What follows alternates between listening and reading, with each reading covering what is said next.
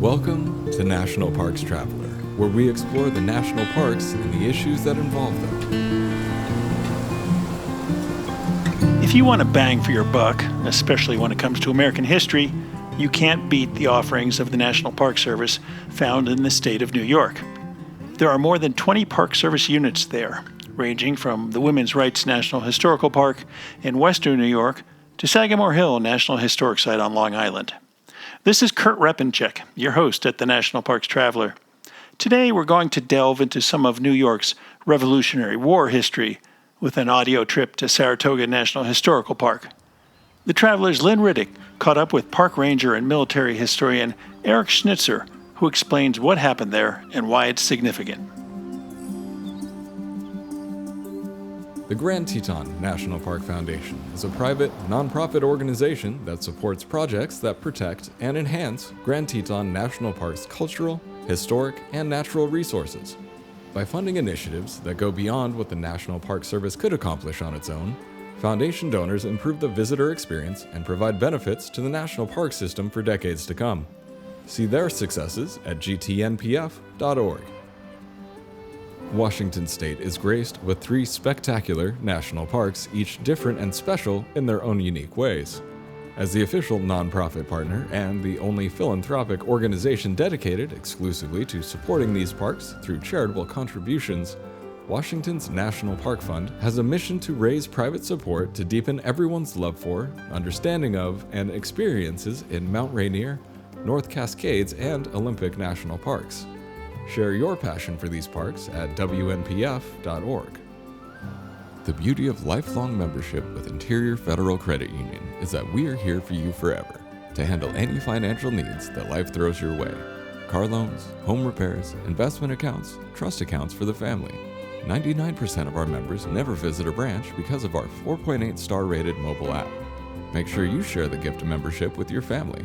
Start kids and grandkids with a Little Buffalo account at interiorfcu.org.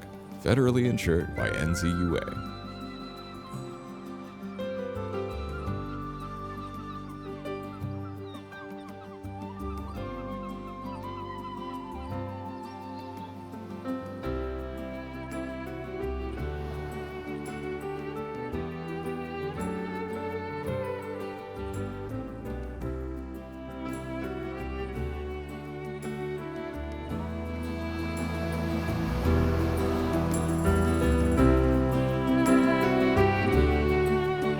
Saratoga National Historical Park sits about 30 miles north of Albany and 30 miles west of the Vermont border. It's the location of an important battle that took place during the American War for Independence. Park ranger and military historian Eric Schnitzer is here to tell us all about this historic site and new things happening there. Hi, Eric. Welcome to The Traveler. Thank you, Lynn. Well, before you take us back to the year 1777, why don't you start by describing the terrain where you are? Sure. Well, we're in upstate New York, and as is typical in the area north of Albany along the Hudson River, the terrain has a lot of ravines, a lot of rolling hills, and a lot of forests where have a great amount of diversity in flora and fauna here at Saratoga National Historical Park. And indeed, we're here because of the history from the American War for Independence, of course, but people come here because of the natural landscape as well. How many acres is the park? The park has about 3,600 acres in total. And when was it established? The park was authorized first in 1938, shortly before World War II. Of course, World War II disrupted the efforts that were ongoing to establish the park, but that happened in 1948. Now, I understand there are 5 sections of the park, and the Saratoga battlefield is the largest. So what are the other sections? Indeed, Saratoga Battlefield is by far the largest part of the park. We also have the Saratoga Monument, which is a 150-foot obelisk located in the Village of Victory, about 8 miles north of the battlefield unit. We then have the Philip Schuyler House, which was the country estate for General Philip Schuyler, who I think many of your listeners will understand. He was, in fact, the father-in-law of Alexander Hamilton via the musical we hear. Oh, yes. So a lot of people love going to visit the Schuyler house. That also is about 8 miles north of us in the village of Schuylerville. Then we have what we call Victory Woods. Victory Woods is a name given to about a 25-acre parcel, which is where part of the British Army was located during the siege of Saratoga, which ultimately caused the British to surrender at Saratoga in October of 1777. So we have walkways and pathways there. And that, again, is located about 8 miles north of us in what is now the village of Victory. And lastly, in the town of Saratoga, about 7 miles north of us, a little less than that perhaps, we have what's called the Saratoga Surrender Site. And that's the location where the British commander, General John Burgoyne, tendered his sword to the American commanding general, Horatio Gates, on the day of surrender in October of 1777. Okay, I want to ask you some more questions about those sites in detail a little bit later. But how many visitors do you guys typically get in a year? Not that the last 2 years have been typical. Right, yes. Yes, indeed. Typically, we'll have over 100,000 visitors in a year. That's pretty impressive. Oh, yes. I want to talk about the Battle of Saratoga, obviously, and get into some details and why it was significant. But first, tell us what was happening with the Army during the few months leading up to that battle. Right, yeah. So the Continental Army as a whole was subdivided into a variety of armies. When we think of the Continental Army in the Revolutionary War, I think we typically think of George Washington's army and what where he was and what he was doing with his army. And indeed, he would have the largest army typically, but his army wasn't the only one. The one that we had up here at the time of the battles of Saratoga in upstate New York was what's called the Northern Army. And that was commanded first by Philip Schuyler and then subsequently Horatio Gates. So the Northern Army of the Continental establishment, that the summer of 1777 had unfortunately suffered a series of defeats and losses. At first in early July of 1777, the Continental Army had to evacuate Fort Ticonderoga and Mount Independence, which were two stronghold fortresses located on the shores of Lake Champlain. That army retreated, and then that army had to fight what's called the Battle of Hubbardton, the only battle of the Revolutionary War fought in Vermont. That was a loss. A segment of the army also had to subsequently fight in the Battle of Fort Anne, again, upstate New York. Also a loss. And there were various skirmishes that were fought. So as the British were inexorably advancing south, the Americans were retreating, just keeping out of the reach as much as they could of the British invasion from Canada. So by the time the American Army was at its lowest ebb, the American Army, the Continental Northern Army, had retreated all the way to the confluence of the Mohawk and Hudson Rivers, about 8 miles north of Albany. Albany was the British destination. So the American Army was situated at what was called the Sprouts. It's a wonderful name given to the fact that the Mohawk River, as it flows into the Hudson River, created a series of chutes and streams and small rivulets, which created a series of islands. So the American Army was populated on all these various islands and on the north shore of the Mohawk River, and they were just at their lowest ebb in August of 1777. But fortunes were about to turn shortly thereafter. This sounds great. This sounds like a documentary. So, it was October when the Battle of Saratoga happened. And so harsh winter conditions hadn't set in. They were probably extremely discouraged with all the losses that you just described. Did they have the resources they needed? Yeah, an interesting story, sad story, related to the campaign is the fact that when the Americans retreated out of Ticonderoga and Mount Independence, they could only carry what they had with them. All of the boats that they piled stuff in, military materiel, etc., baggage for the officers and all those things were captured by the British. So the only things the Americans were able to save were the things that they were able to carry off themselves. No carts, no wagons, nothing else. And so indeed, part of the story of the American Army retreat and their being at their low ebb in August of 1777 had to do with the fact that they lost all of their tentage, all of the cannons that were at Mount Independence and Ticonderoga, all of those things were lost. All of that gunpowder, all of that food that they had up there was lost. So indeed, like you say, were they able to reacquire, replenish, replace those things that were lost? And although it wasn't a one-for-one replacement by any means, the truth is they were able to get dozens of pieces of artillery. They were able to get literally thousands of reinforcements in the form of some Continentals, but principally militia. They were able to get new issuances of tents. They were able to get their ammunition replenished. So indeed, they were able to call it make do, but in a way that was more than plenty for the time of the battles of Saratoga, which started in mid-September of 1777. So what types of artillery were they using? Cannons, muskets? Curious to know if there were more of one item than another. Yeah, sure, absolutely. So every infantry soldier would have a musket. This actually was not the case earlier in the year, where there was such a paucity of muskets that they actually issued spears to some of the Continental troops because they had no muskets enough to go around for every single person. And again, I'm talking earlier in the campaign. That was not the case by the time of the battles of Saratoga, although that would make for some interesting living history here at Saratoga. But indeed, every soldier would have a musket here at the time of the battles. And when you start off by the time of the first battle of Saratoga, the 19th of September, the Continental Army alone has over 7,000 troops. Insofar as artillery, they had 24 pieces of artillery. So they had a lot more muskets on hand than cannons.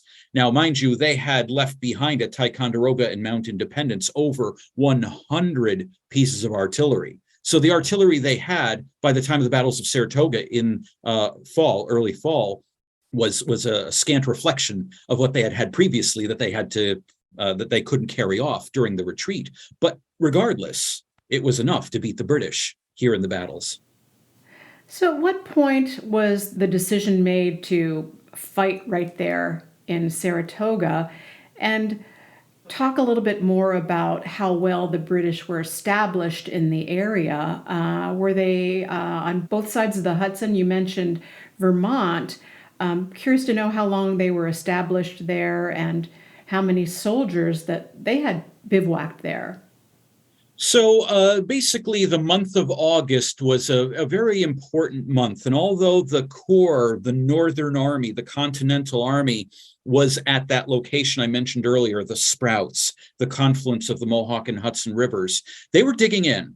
They were fully prepared to defend Albany, just 8 miles away from Albany itself. And they knew, or I should say they figured, that was Burgoyne's destination by that point. It seemed to be the most logical destination for Burgoyne and his advance into upstate New York. As for the British, they were located a good 40 miles north of the American positions. And they had established themselves there in the latter part of July of 1777. So throughout all of August and even into September, the British had positioned themselves in the area around what is, it was then and is now Fort Edward, New York, which is today it's a village located right on the east side of the Hudson River, on the upper part of the Hudson River. And so the British had achieved Fort Edward at the latter part of July. The American forces had abandoned it previously. And the British had stretched out south of there, all the way to the place that they eventually crossed over the Hudson River, which they did in mid-September. But the British were located there, and they spent a lot of time there, about a month and a half. They spent from the beginning of August to the middle of September. And the reason why their presence was maintained there for so long is because they were waiting for supplies to catch up to them. You know, a soldier can advance through the woods pretty swiftly, but a wagon can't. a wagon or a boat, it's going to take time, especially with the environment that the wagons and boats and carts had to go through. So it took time for General Burgoyne, the British commander, to accumulate enough supplies, particularly food, in order to cross the Hudson River, which, like I said, he did in mid-September. As for the Americans, with a new commander having replaced Philip Schuyler, Horatio Gates decided to move the army north. He thought that defending Albany from nothing but 8 miles away was not a good idea. So he moved the army north to Stillwater. Stillwater is maybe a dozen miles north of where the army had been. And so there they are in Stillwater. And then one of his engineers, a colonel by the name of Tadeusz Kosciuszko, recommended that the army move up to Bemis Heights, which was just a couple miles north of Stillwater. So it's not far away at all. And Gates and Benedict Arnold, one of his generals in the army, surveyed Bemis Heights and said, yep, Kosciuszko's suggestion, spot on, let's do it. So the Northern Army moved up onto Bemis Heights on the 12th of September. The very next day, on the 13th, the British began to cross the Hudson River to the same side of the river that Bemis Heights was on, the west side of the river. And that was located about 11, 12 miles north of Bemis Heights, the British point of crossing. And did you say how many British soldiers were involved in this? You mentioned 7,000 colonial soldiers. Yes, indeed. So by the time the two armies met in battle, on the 19th of September, that's a week before the Americans moved up to Bemis Heights, and a few days after the British had finished their crossing of the Hudson Rivers. So on that day, when you have the first Battle of Saratoga, the American Army, the Northern Army, had about 8,300 officers and soldiers, Continental and militia, both. As for the British, they had about 8,500 in their army, and that consisted of British soldiers, German soldiers, we usually call them Hessians, whether they were or not. Some were, some weren't. That consisted of the American Royalists, or Tories, if you will, to use the pejorative, the Loyalists, Americans who sided with the crown against the revolution. It also included, of all things, this will sound odd, but French-Canadian militia draftees, officers and soldiers from the province of Quebec who had been forced into service by the British governor of the province to serve in Burgoyne's army, and First Nations people, principally Haudenosaunee Mohawk and Abenaki warriors from the Seven Nations of Canada. So what was the boiling point that got the Battle of Saratoga underway? On the morning of the 19th of September, General Burgoyne decided that he was going to make a move on the American camp. He knew that the American camp was located a few miles south of his own camp. He knew where they were in general, not the specifics, but he knew in general where they were located. And he figured that what he should do is break his army up into three separate columns and advance upon the American camp with these three columns simultaneously. And so the advance began on the morning of the 19th of September. Well, the American Northern Army, of course, has its principal forces behind the defensive lines on Bemis Heights, but they have scouts and skirmishers and sentries in advance of the main camp. And so reports come back that the British are packing up their camp, and the American forces are going to react by investigating, and sure enough, it's confirmed that the British are on a move. Some of the sentries got caught up with skirmishing with some of the vans of the British columns, and it's General Benedict Arnold who tried to convince Horatio Gates, his commanding officer, that he, Arnold, should move out with a substantial force and attack the British as they're marching toward the American camp. And Burgoyne, Gates didn't like that idea. It was too aggressive. It was taking too much of a risk. And so he and Arnold decided that they would compromise, and that Arnold would order out the Virginia and Pennsylvania riflemen under the command of Colonel Daniel Morgan, and the New England Light Infantry under the command of Major Henry Dearborn. And those troops, about 700 in all, would move north and skirmish the enemy, skirmish with the enemy. And then withdraw back to the American camp, so that by the time the British got to the American camp, the British would have been bloodied severely. Interesting. And so tell me a little bit about General Gates. What was his background? Huh. Well, General Gates had been a former British Army officer. He rose to the rank of major, so he was a field officer in the British infantry. He sold his commission a few years before the Revolutionary War began, settled in Virginia a few years before the war began. And then when the war began, he decided that he was going to put his lot in with the revolution. He was very much a revolutionary in favor of the American cause, and he was the Army's first adjutant general. So he was a brigadier general in 1775, and he had the position of, call it, head administrator of the Continental Army under George Washington. And when he was promoted to the rank of major general, he was no longer the adjutant general of the Army. Now he was a general who could command armies. And his first real command was of the Ticonderoga garrison in the fall of 1776. And there was no battle or anything that occurred there that he himself was in command of in 1776. So fast forward to Saratoga when it comes down to it. When he fights the battles of Saratoga, insofar as commanding the American army here, this was his first battle. And he stepped up to the task. How long did that conflict last? It's interesting. If you do a web search or something like that, and you look up Battle of Saratoga, you'll see the phrase Battle of Saratoga. But the truth is, there were two battles of Saratoga, separated by 2.5 weeks. Not days or hours, but weeks. It is maybe typical to have a battle over the course of a couple days. You typically see this in the Civil War, for example, not so much in the Revolutionary War. In the Revolutionary War, a battle will take place on a singular day over the course of a few hours. But the battles of Saratoga are fascinating for many reasons. I'm biased, of course, but one of the reasons is that these battles occur because on the 19th of September, the two armies close in, and then the British win the battle. They win the field. The Americans retreat back to their camp. The British won an albeit Pyrrhic victory, but they won the battle. They hold the field of battle. They then afterward set up their camp. They set up their own system of defenses, whilst the Americans, located about 1.5 miles south of them, are continuing to build up their own defenses and strengthen them and receive reinforcements. 2.5 weeks pass by in which you have both armies in situ, kind of looking at each other, not literally because of all the woods, the intervening woods, but you have a lot of skirmishes going on around the periphery on the west and the east and to the north of the British positions. But after the 2.5 weeks pass by, General Burgoyne decides, you know what?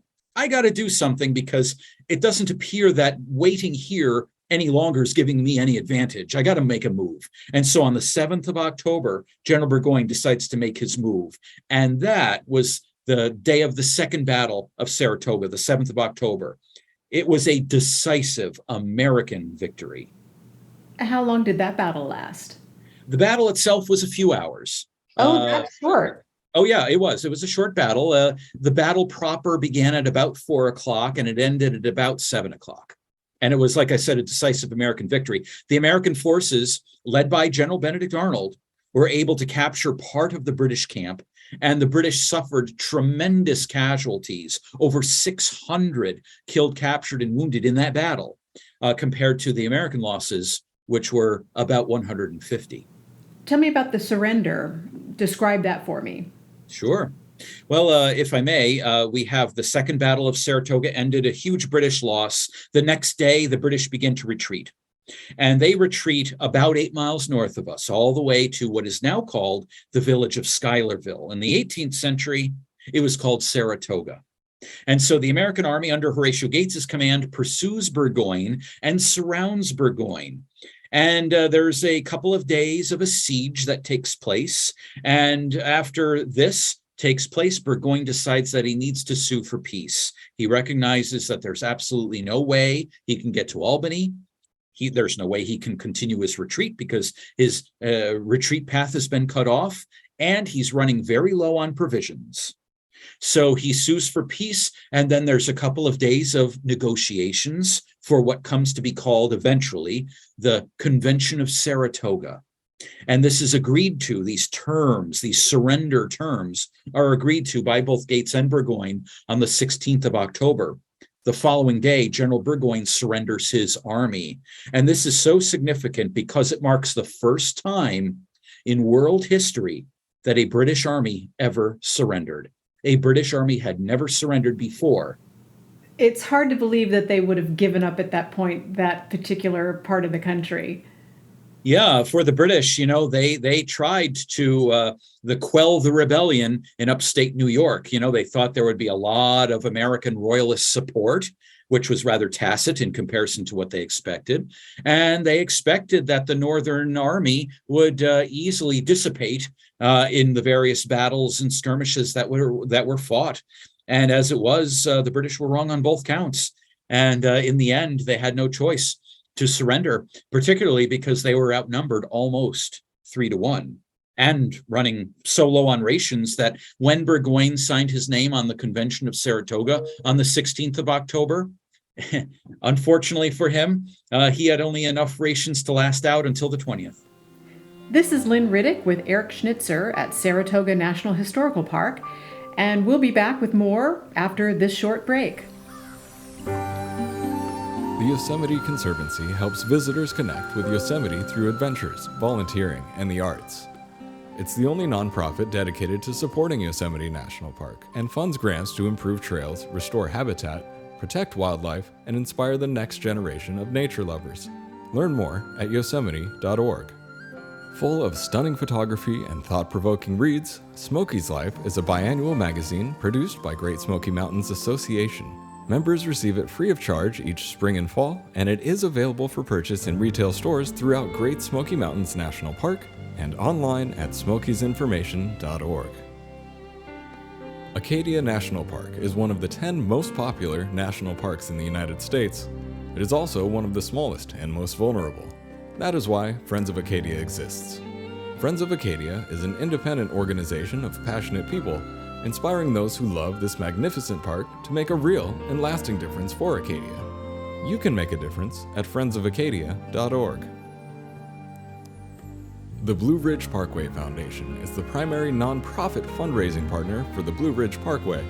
It is made up of people who have a deep love for this majestic road and want to ensure that its natural beauty and the experiences it offers endure for generations to come. Show your appreciation at brpfoundation.org.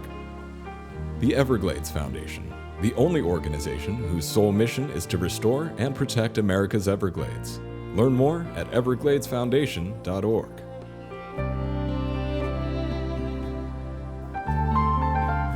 I'm back now with park ranger and military historian Eric Schnitzer at Saratoga. I guess the most significant thing to come out of this battle was the foreign support the colonial army was able to get at that point for the revolution. Talk a little more about that and maybe some of the other significant events that followed this battle.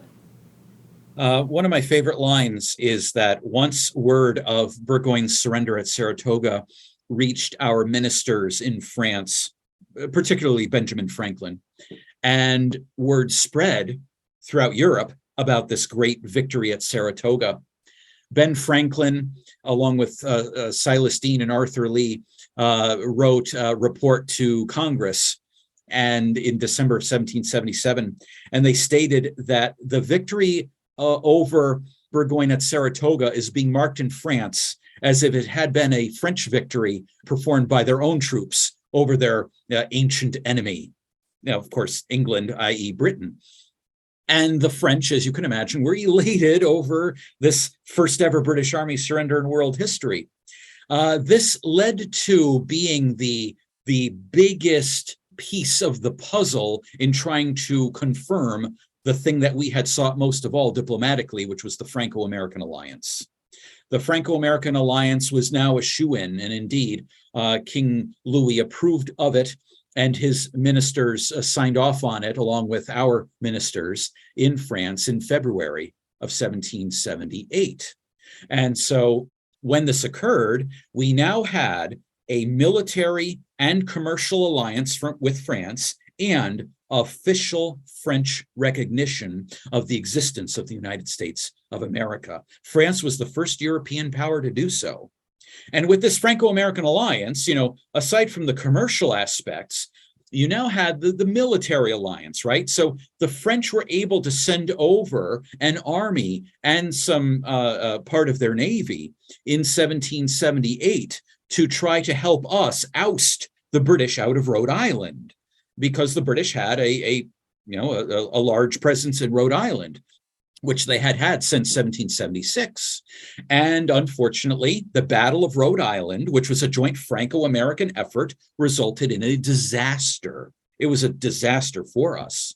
In 1779, the following year, we tried it again, another joint Franco-American alliance operation. This time, we'd take it south, all the way to Savannah, Georgia. And you had then the battle that took place there. It was a disaster. Again, you'd think that maybe with this Franco-American alliance, we would have done better with their help, but so far, no go. 1780 was an off year. We decided, okay, let's not try it again. Things aren't working well. 1781, though, that was the year where it really came to happen brilliantly at Yorktown. The joint Franco-American alliance operation against Lord Cornwallis at Yorktown in October of 1781 was, of course, met with resounding success, in which you had the second ever British Army in world history surrender. Very interesting. So going back to the surrender and the surrender site there at the park, what does that look like? That's a relatively new addition to the park, correct? Yeah, so the Saratoga Surrender Site is one of the earliest marked, meaning with a historical marker, sites Of the American Revolution? Yeah. So when it comes to the places where things happened during the course of the Northern Campaign of 1777, if you go through the 19th century, very few of these things received permanent markers. One of them, probably the most famous of all, is the boot monument that we have here at Saratoga Battlefield. That was erected in 1887. Well, also in the 19th century was marked the place where General Burgoyne surrendered himself to General Gates, and that is the present-day Saratoga Surrender Site. So it is one of the oldest marked locations, and to have that now within our park boundaries is sublime. We're so excited to have it, because before we had the battlefield, we had part of where the siege of Saratoga happened via Victory Woods, but we didn't have the actual place where General Burgoyne handed his sword to Gates, and where the two generals kind of hung out and dined together on this hilltop over the course of a few hours as the Burgoyne surrendered army marched by at the bottom of the hill. So now we have it within our park boundaries. And so what we have there is a parking area so visitors can park their cars. There's some wayside exhibitry, but the principal star of the show, if you will, aside from the 19th century historic marker, which is still there, is a wonderful granite commemorative I don't want to call it a plaque. That doesn't do it justice. But it's this wonderful wall in which you have descriptions, firsthand accounts from participants from the day of the surrender. And there is this absolutely beautiful bronze bas-relief of Trumbull's painting of the surrender at Saratoga, the original painting of which hangs in the rotunda of the United States Capitol. How was it that the park was able to acquire this piece of property?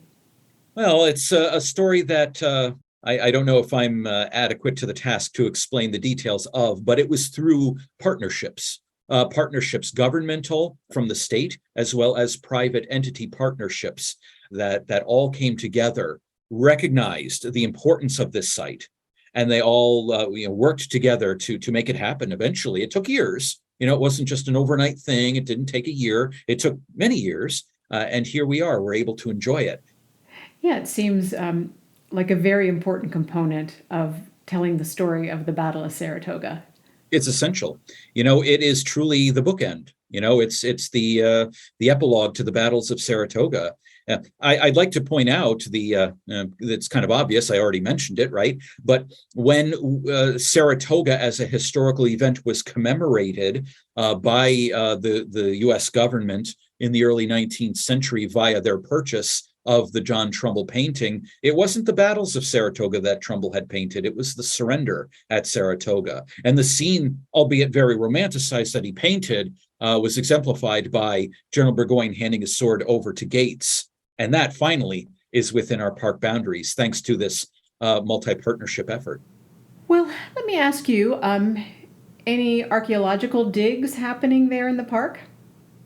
We don't have any currently, but in the past couple of years, we've had some archaeological work done on the battlefield unit in some particular places, field where fields of battle took place. These are jointly done by the National Park Service, as well as AVAR, the American Veterans Archaeological Recovery, which is a veterans organization in which you have vets come together from various branches of the military, and they're keen to perform archaeological digs at historic sites, not just in national parks, but they come here and they do brilliant work. Where do you keep some of the artifacts that have been found over the years? Do you have a museum there or in your visitor center? Yeah, so archaeologically recovered artifacts are ultimately, there's a process of cataloging and cleaning, etc. But ultimately they're brought back to, in our case, Saratoga Battlefield. And most of the artifacts are put in our curatorial building where we keep most of the artifacts. Like pretty much any museum, we only have a small, tiny portion of artifacts on display at any one time due to space. You can't put them all on display because it would overwhelm the space. There wouldn't be room enough for it. So we have a dedicated building to preserve and protect our artifacts that have been found on the battlefield. And when I say our artifacts, I mean artifacts recovered from the park, but they are of course publicly owned, right, as part of the National Park Service. Now, your park received $6.6 million in funding from the Great American Outdoors Act, and I understand that that's being used to improve the self-guided battlefield tour road. How's that project going along? How long is the road? What's being done? So normally, let's say before this work was being worked on, you'd visit the battlefield. You'd be able to then drive on our 10-mile long battlefield tour road. It's a one-way loop that goes through the park. There are 10 different historic stops. They're all optional, so you're not compelled to stop at each one, but they have pull-offs at each one with parking lots. And you can get out of your car and you can read the different wayside exhibits, which all have visuals and information about what happened at the particular location in question in 1777.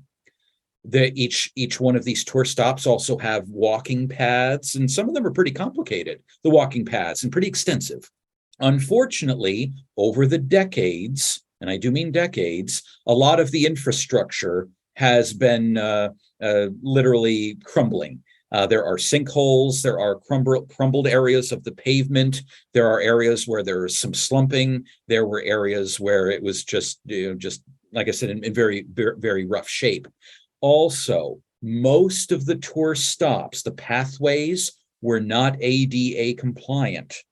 So there were whole sections in most of the tour stops where some people would not be able to experience because of the inaccessibility, unfortunately. Further, all of our wayside exhibits that we have had out there were installed in the 1960s and 1970s.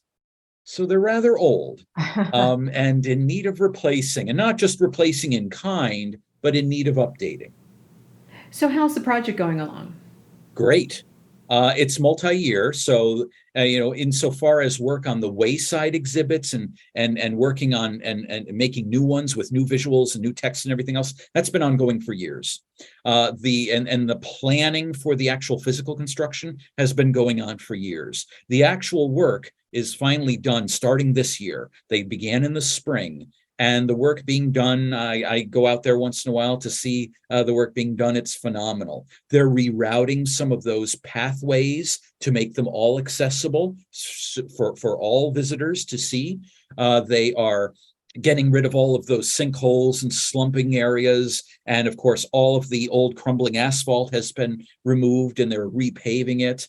They're going to eventually next year install the new wayside exhibits that are in the final stages of confirmation that we're working on. So it's a long process. Unfortunately, this does mean that some of our tour road stops are closed to visitors, and nobody can see some of those tour stops. So you might come from far away and come to see the park, and you're excited to go out and check out the battlefield and find out that maybe Arnold's headquarters, the Nielsen House at stop 2, is completely cordoned off because of the work being done there. So it's a long process, but the end result is going to be phenomenal. So is the road then open partly? Parts of the road are available for use by the public? It depends. Yeah, it's on a complicated rotational schedule. If you were to ask me that before Labor Day, I would say yes. However, after Labor Day, we had to make a decision to close the tour road to all traffic. This includes bicycling and walking on weekdays. It's open weekends, but on weekdays it's closed. And the reason for that is the nature of the tour road. The tour road is a one-way road, but the construction vehicles, in order to do the work efficiently and stay to their schedule, they need to go back and forth on that tour road. And so we can't have visitors driving out there and then, surprise, here comes a dump truck, coming around the corner at you. We don't want that, of course. Nobody does. So that's why we have the tour road closed for the rest of the year on weekdays. Okay. I wanted to ask you, war history can be confusing because there are always so many skirmishes happening in many different locations, as you have described today. And so as someone who knows a great deal about what happened there, how do you keep the facts interesting and meaningful without overwhelming folks, especially kids? Wow, that's great. So I think it has to do with a lot of factors, not only one thing, but a lot. And this is just something that you learn over time through doing it and seeing how others do it, seeing what works and what doesn't work, learning from your own interactions, etc. So in no particular order, I think let's start with number one. Again, in no particular order, I would say one of the worst things that I could do is stand in front of an audience and recite dates, right? Go down the list of dates like it's a classroom, like you got to remember these dates for a test. I think it's most people would agree that they learn history in school. It's a process of dates, and dates can be important, right? Dates are important, of course. In the telling of the story, sometimes dates have to be said. We have to talk about the dates of the battles of Saratoga or the date that Burgoyne surrendered. But are all dates where every single thing happened? Is it important to tell visitors every single date? This happened on this date and this happened on that date. Or is it more important to just tell a narrative of events and be more generic about the timing? If they ask about what date did that happen, obviously, we want to make sure we know the answer to that. Another thing I think is essential is delivery. If you're talking to a crowd of people and you speak like you're robotically, well, that's going to put everybody to sleep, including myself. Even though you might love the subject, the last thing you do is you don't want to appear uninterested yourself in telling the story. So I think having a passion for it, and it has to be a real passion, not a fake passion. Fake passion, I think a lot of people can see through that, but a real passion for the story is, I think, essential for telling the story. And lastly, building off of the date issue, I would say make history a human interest story. And this actually jibes perfectly with our new wayside exhibits, because our current wayside exhibits that we've had since, the 60s, most of them, almost all of them, are geared toward specific brigades and divisions and regiments. And they moved here and they did this. And, I love that information. I'm a military historian. I love that kind of thing. But most visitors, they'll read it and they're like, I don't relate to that block on the map and it moved here. And what is that? So what we've done with the new wayside exhibits is made sure to focus on the people So if you were to go out there right now, if the tour road was open, it's a weekday, so it's not, you would read about, again, the military units and the military actions and everything, and a lot of dates. With the New Wayside exhibits, you're going to learn about things that you typically don't even read about in books. You're going to learn about the people of the two armies and how diverse they were. It's incredible to learn about how, there were, let's say, from the Haudenosaunee Mohawk at the time of the battles of Saratoga, men and women and children seeking refuge with Burgoyne's army because they had been threatened out of their homes 50 miles away, and they trudged through the wilderness to find Burgoyne because Burgoyne was going to protect them against the revolutionary Americans, because being Mohawks, of course, they sided with the British, as did most of the Haudenosaunee, the Iroquois Confederacy. If you wanted to learn that story on the present Waysides, doesn't exist, but our new Waysides will have that kind of information. Different points of view. Indeed. Well, how did you get interested in military history? How long have you been with the park? And what do you personally find most interesting about what happened there? So my interest was kindled in elementary school. I had a great fourth grade teacher, and in New York State, you learn about New York State history. This was back in ye old 1980s. I learned about the Revolutionary War on a local level. I loved it. Then fast forward to middle school, seventh grade, we learned about American history, the United States history, right? And we learned about the Revolutionary War more broadly, and indeed locally, because the battles of Saratoga happened locally. I'm a local person, I should say, I should add. And I had a great seventh grade teacher, and very passionate, very knowledgeable, and he loved it himself. It wasn't just like he had to teach it because he was told. He felt it too, and that passion instilled within me, and I loved it to this day. I still love it, obviously, to this day, and I never dropped it. It's an interest I've had ever since, strongly ever since grade school. I myself became a seasonal park ranger in 1997. Here at Saratoga National Historical Park 25 years ago. And I'm still here. I became permanent in the year 2000, and now I'm the park ranger and military historian here at the park. It's a passion of mine, and you asked about what it is that I love about the park. What is my passion here at the park? And, I'm thinking of many things, but one of the things that I there are two things I love. One is I love to talk to people about what happened here in 1777. The other thing I love more on a personal level is history is always changing. And it's always changing because we're always finding new information. And we're able to sometimes use that information to have better understanding of what happened in the past. And therefore, reinterpretation, revisionism is essential. In my lifetime here at the park, we have, if I think about the things that we were saying, say, back in the 1990s, because we thought they were true compared to the things that we have a better handle on today, there are some major differences. And it's exciting to be part of that process of having new sources revealed, assessing those sources, reviewing the historiography, et cetera, and then coming to the conclusion that what we all thought was the correct narrative was in fact wrong. And now we have a new understanding of the past. And it's exciting to be part of that process. I love it. It's great. Well, you are so good at it. You certainly know your stuff, and you have a fantastic passion in explaining it. So I'm sure that you make the history there come alive for all the visitors that you get to talk to. Well, thank you kindly. I try. I try. And I love it. And, it's sometimes a little personal here. There have been visitors who come to the park. They say that they had an ancestor here who fought in the battles of Saratoga, let's say.